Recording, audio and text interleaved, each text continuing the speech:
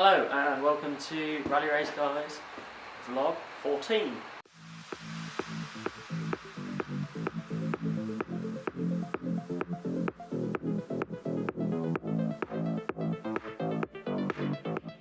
So unfortunately there wasn't a video last week, but this is will either go out on Sunday or Friday depending on how long this actual video is.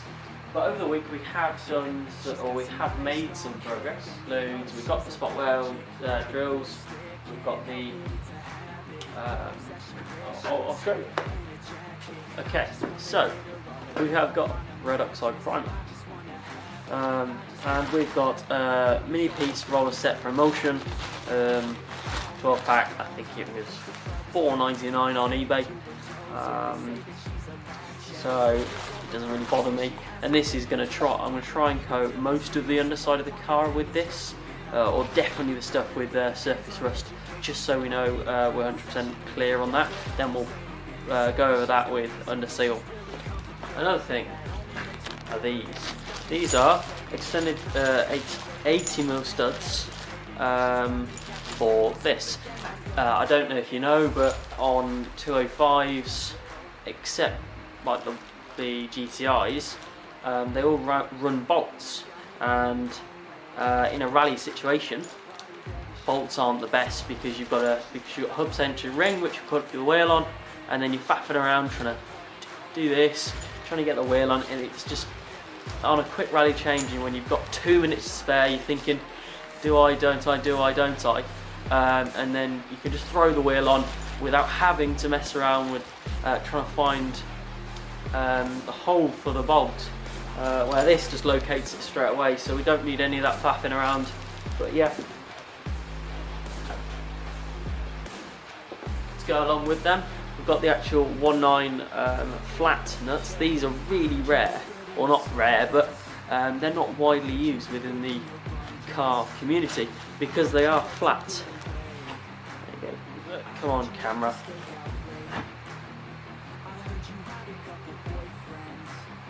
Come on.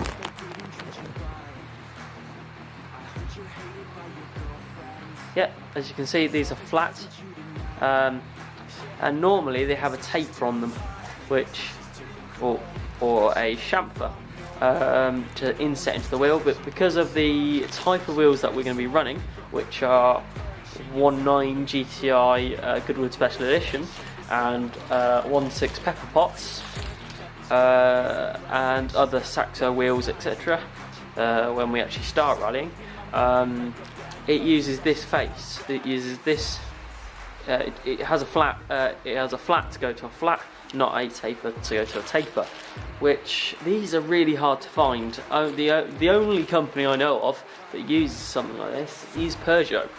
I don't know why, because they're really good. They don't slip down the extended socket or anything like that, and I haven't had one break on me, haven't had one stripped, and they've always come out. They've never been seized on, even when the car's been sat out there for years and years and years, like my neighbours have. We borrowed some off him and they came straight off. These are really good, and I'd recommend doing this stud conversion because these are only 18 quid, and get yourself some red Loctite, green Loctite. Don't use red, use green, because red is for locking the thread as well, but also providing sealant green will just do the thread. And with this we don't need a sealant because it's on the outside of the car and it's going to get muddy, it's going to get grimy, etc.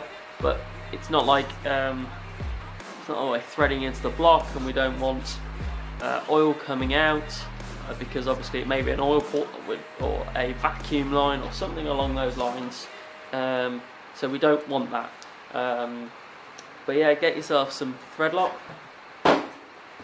Okay, yeah, we use this one. Come on.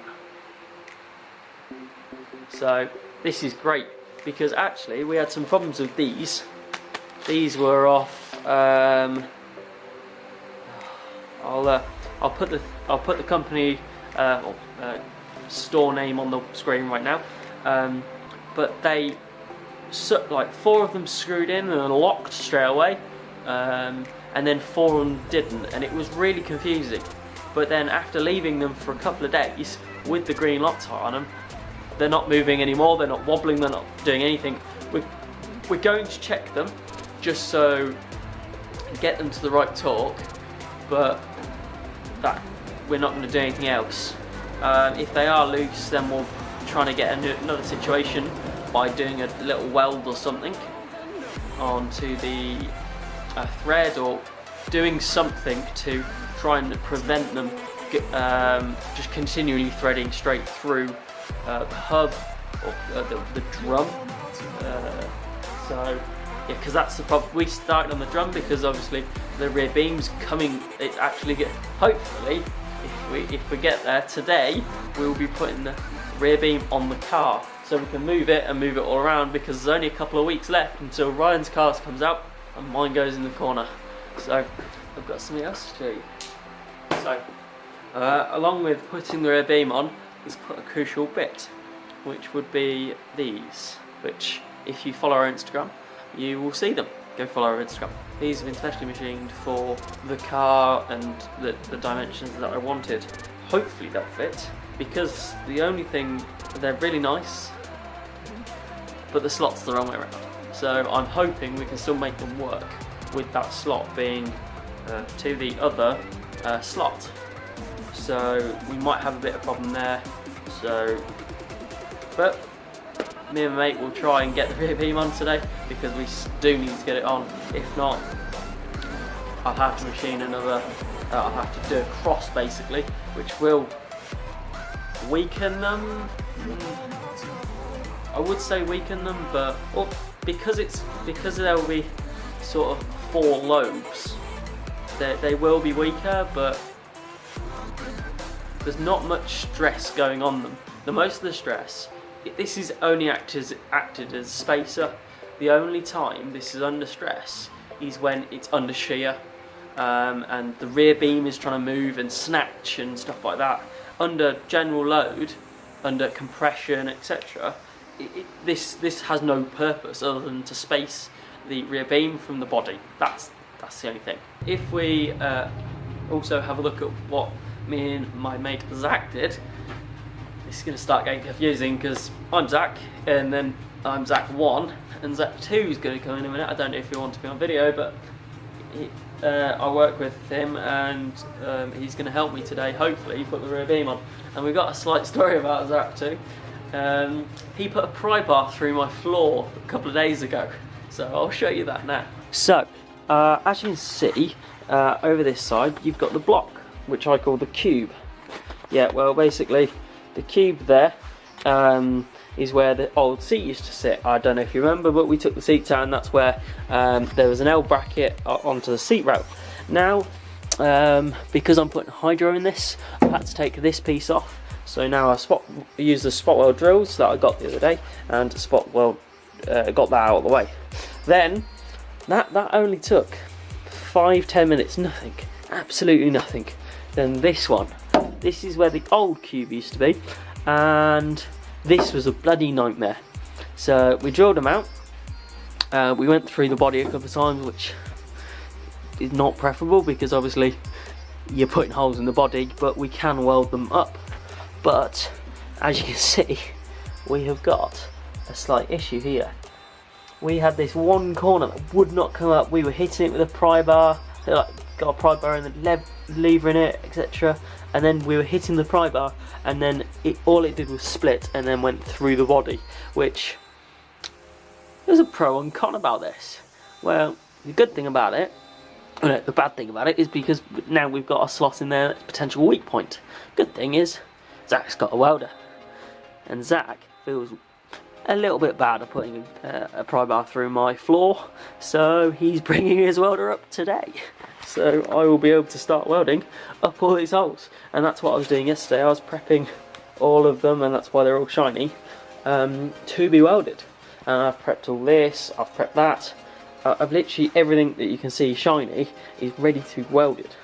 I've just got to set his welder up for this thin material and then go from there.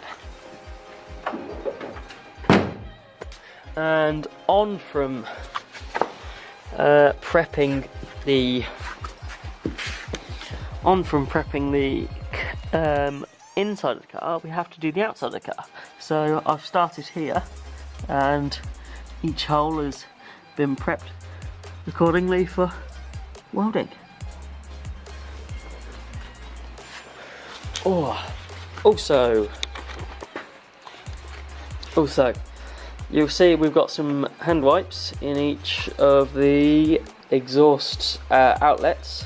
That's because, and the downpipe's gone, that's because the manifold has been taken off. And I am going to be in the process of sandblasting it, which is currently over here. So here it is. It's looking a little bit worse for wear, but this week I should be able to sandblast this and get it all nice and shot, or get the surface rust off it and grime, etc. And then in the future we will paint it. I think I'm thinking silver to go with the rest of the engine, because the block is alley, so it would look a little bit odd if I did black or something. But I'm still a bit undecided on that. So here we have the rear beam with the extended studs. Focus. Come on, focus. There you go. So we've done both 4 sets, and these are really strong. Oh, they're not moving at all. We do need to torque them up. But yeah, we are ready to go and put this on the car. So I will come back to you in a couple of minutes with an update. See you in a minute. I thought I'd do a little bit of a demonstration on how to get something like this out that's spot welded, sorry. The tools that you'll need are a hammer. I've just got an engineer's hammer, spot weld drills. I believe they're at $7.99 for 2. High speed steel, so there's one 6mm and one 8mm. I broke the 6mm, so about the noise. So I'm going to be using the 8mm today, and also I found that with the 6mm it wasn't getting all of it, so that's why we had to use a pry bar. And also I'd recommend using a centre punch and also a pry bar as well, just to help it a little bit. Also you need a brush. I've just got one out of a dustpan and brush. I've got 2 different pry bars as well. Okay, so first thing you want to do is a safe working area, and then just clean this area as best you can. You want to have a look at where the dimples are. I mean this because that's where the actual weld is, so you need to point them out. So there's 2 on top, there's one there, and they're normally parallel, but sometimes a little bit off. So that's got one, that's got one, that's got one, and that's got one, and I'll quickly just show you what I mean. So if you can see, there's a dimple there, and there's a slight faint dimple there. There's a dimple there. There you go. That's a good example, there and there. You want to use the centre punch and get in the centre of those, so that I'll show you on the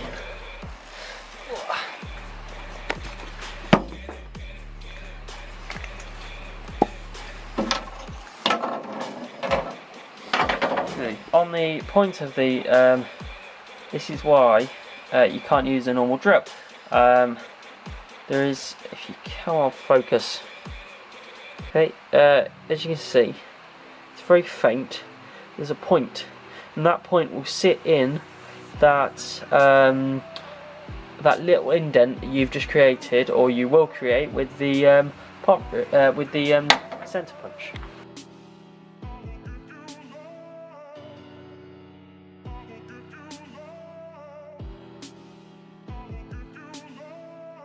Your spot weld drill in your drill, I'd turn it onto 2 and you want it full as well. and it on hammer or drill. Settings your drill has got. So I'm going to start with this one here. Just locate that hole and start drilling.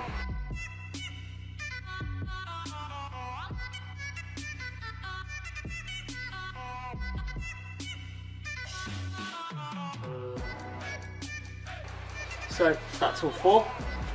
Okay, and then we're just going to brush the swarf off, just so we don't injure ourselves. Trying to get this off. We use the little one first. Just find a corner that you can just break off.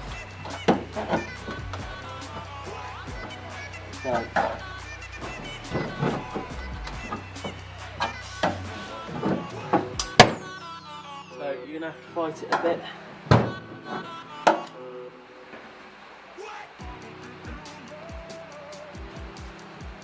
So that you can do by hand, but